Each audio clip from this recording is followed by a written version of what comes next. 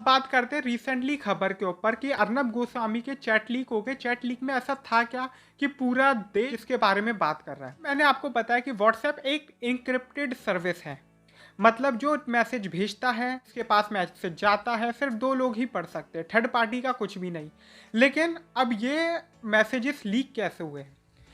Bombay high court में अगली सुनवाई होनी थी जो कि डिले हो गई। कई सौ पन्नों की जो व्हाट्सएप चैट थी वो मुंबई पुलिस ने टीआरपी स्कैंडल जो अर्नब गोस्वामी के खिलाफ चल रहा था, जिसमें बार के सीईओ का भी नाम शामिल था, उनके खिलाफ केस चल रहा था। अगर उन दोनों में से किसी ने भी अपनी डाटा सेविंग ऑन कर रखी होगी तो फिर उनके चैट पुलिस आराम से पढ़ सकती है। व्हाट्सएप एक इनक्रिप्टेड सर्विस देता है, लेकिन डेटा सेविंग में जैसे कि मैंने आपको बताया कि आप रिकॉर्ड कर सकते हो।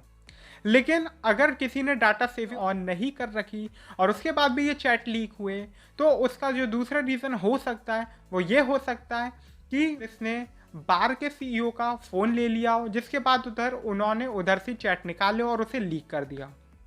क्योंकि जो बार के सीईओ है, एक्स सीईओ, वो इस वक्त मुंबई पुलिस की कस्टडी में है। ये चैट लीक कैसे हो की किसने? बहुत से लोग दावा कर रहे हैं कि ये मुंबई पुलिस ने ही खुद कर दी, क्योंकि अर्नब गोस्वामी कई बार क्रिटिसाइज कर रहे थे मुंबई पुलिस को।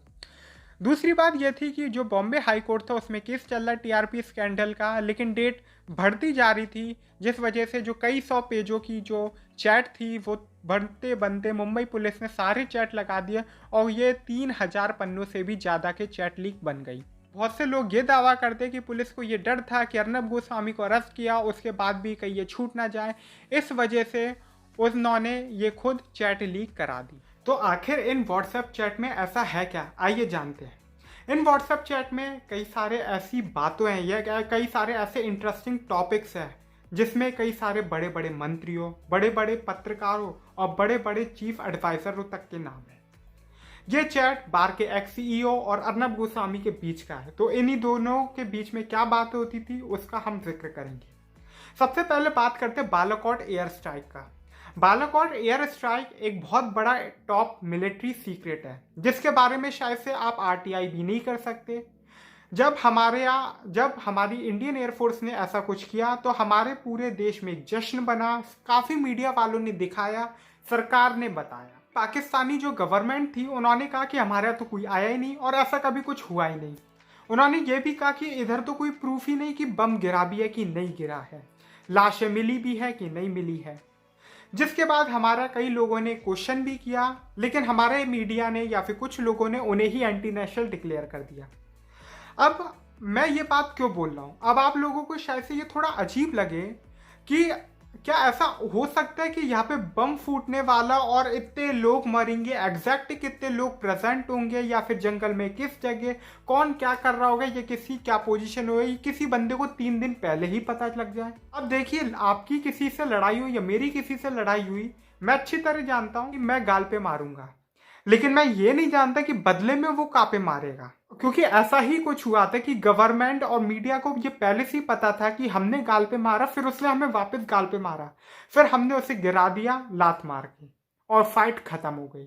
क्योंकि ऐसा ही कुछ था और ये इंसिडेंट पहली बार नहीं हुआ था। पुलवामा जब हमला हुआ था तो ये भी देखा गया था कि पुलवामा हमला होने से कुछ दिन पहले रिपब्लिक भारत, जो कि शायद से इसे काफी टाइम भी नहीं हुआ है, इसके जो पत्रकार थे, रिपोर्टर थे, वो कश्मीर या उन एरियाज में घूमने लगे थे और काफ़ी तादाद में। मतलब जो देश के बड़े बड़े नेटवर्क्स हैं, न्यूज़ नेटवर्क, उनके रिपोर्टर्स को नहीं पता था, उनकी रिसर्च टीम को नहीं पता था कि ऐसा होने वाला है, लेकिन एक न्यूज़ चैनल को पहले ही पता चल गया था 2-3 दिन पहले ही कि यहाँ पे इस सड़क से जाते हुए कई सारे फौजी मरने वाले हैं। तो अब आप उस बंदे के बारे में क्या सोचोगे? ऐसे इंसिडेंट्स हुए हैं जो पिछले 10 सालों में या हम के 2014 के बाद कई बार हेडलाइंस में रहे हैं। लेकिन जो बड़े बड़े नेटवर्क्स है जैसे कि जी या इंडिया टुडे, वो उधर नहीं पहुंच पाते, या फिर एनडीटीवी नहीं पहुंच पाता, बीबीसी नहीं पहुंच पाते, लेकिन एक नेटवर्क रिपब्लिक वो हर जगह पहुंच जाते हैं पहले ही, कुछ दिन पहले। या तो उसे कोई कुछ बताता है या फिर उनके अपने खुद के कॉन्टैक्ट्स हैं। ऐसी कई सारी चीजें भी इन चैट्स में देखने को मिली थी। अब जैसे कि अर्नब गोस्वामी शायद से कितना ही बता दे कि वो देशभक्त है या फिर उन्हें बहुत दुख तो होता है या फिर वो रोते हुए दिखा भी देते हैं अपने आप को मीडिया में, लेकिन उनका एक चैट भी था अरुण जेटली से रिलेटेड। अरुण जेटली एक लाइफ सपोर्ट पे है, अरुण जेटली लाइफ सपोर्ट पे उन्होंने मैसेज किया था और उन्होंने ये भी कहा था मुझे देखने जाना पड़ा और it's a waste of time. मतलब कोई आदमी अगर अपनी आखिरी सांसें ले रहा है और आप अगर मिलने भी जा रहे हो तो उन्हें एक ऐसे वेस्ट ऑफ टाइम लगा। और ये हमने देखा है कि अर्नब गोस्वामी के खिलाफ कई सारे केस हुए, कई बार पुलिस ने अरेस्ट भी किया है, लेकिन उनके चैट्स में ये भी जिक्र किया गया है कि चिंता मत करो, मिनिस्टर्स आर विद अस। और ऐसा एक और चैट कह सकते हैं कि जो बार के एक्स सीईओ थे वो अपनी नौकरी से शायद से परेशान हो गए थे कि उन्होंने अर्नब गोस्वामी से कहा था कि मुझे as a media adviser PMO में लगवा दो। बाद में कई सारे ऐसे टॉपिक्स भी होते हैं जो हमने अपनी हिस्ट्री में देखा भी है कई सालों में कि जो अर्नब गोस्वामी है उनके एचएमओ, होम मिनिस्टर ऑफिस हो या पीएमओ हो, उसमें कितने अच्छे उनके लिंक्स है, टर्म्स है और कॉन्टैक्ट्स है। उन्हें हर चीज़ पहले पता चल जाती है। शायद से इतने बड़े बड़े आंदोलन या प्रोटेस्ट हो उसके लिए सुप्रीम कोर्ट के पास टाइम ना हो, लेकिन सुप्रीम कोर्ट अपनी छुट्टी कैंसिल करके सिर्फ कुछ घंटों में उन्हें बचाने आ सकता है। उन्हें कोई अरेस्ट नहीं कर सकता, ऐसा स्टेटमेंट भी सुप्रीम कोर्ट ही पास कर सकता है सिर्फ कुछ घंटों के लिए। और इन्हीं चैट्स में उसका भी लिंक था कि जो बार के एक्स सीईओ थे वो अर्नब गोस्वामी को ये पहले ही बता देते हैं कि ministry of information and broadcasting है उसमें रिपब्लिक टीवी के खिलाफ एक कंप्लेन आई है। इसके रिप्लाई में अर्नब गोस्वामी कहते हैं चलो राठौर संभाल लेगा। बहुत से लोग ये अज्यूम करते हैं कि ये राठौर कौन सा मिनिस्टर है। और ऐसा एक और इंसिडेंट होता है कि आपको याद होगा जब ऐतिहासिक फैसला आया था कि कश्मीर से 370 हट गई, धारा 370 हटने वाली है। ये भी इंडिया टुडे जैसे बड़े ग्रुप को नहीं पता था कि वो अपने बड़े बड़े रिपोर्टर्स या एंकर्स को उधर भेज सके, लेकिन इसी नेटवर्क को पहले ही पता चल चुका था कि उधर धारा 370 हटने वाली कुछ दिन पहले ही, जिसके बाद उन्होंने अपने रिपोर्टर्स और एंकर्स को बल्क में भेजा।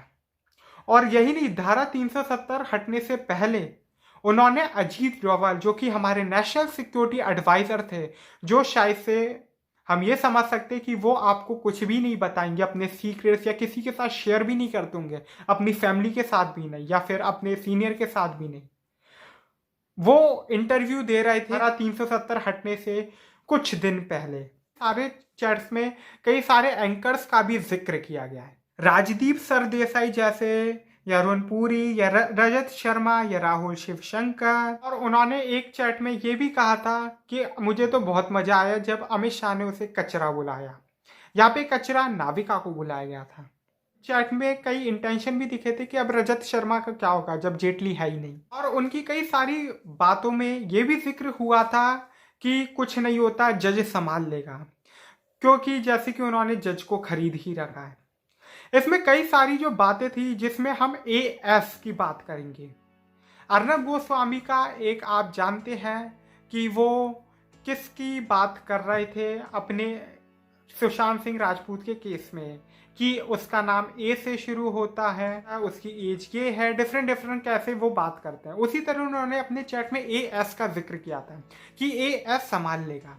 अब एएस किस पावरफुल मिनिस्टर की बात हो रही है जो सारी चीजें हैंडल कर सकता है, पूरा देश को संभाल सकता है, पूरा देश हैंडल कर सकता है। टीआरपी स्कैंडल जिसका केस चल रहा, उसमें ये बात भी की गई थी कि नेटवर्क 18th सेकंड पोजीशन पे आ गया, उसे संभालो।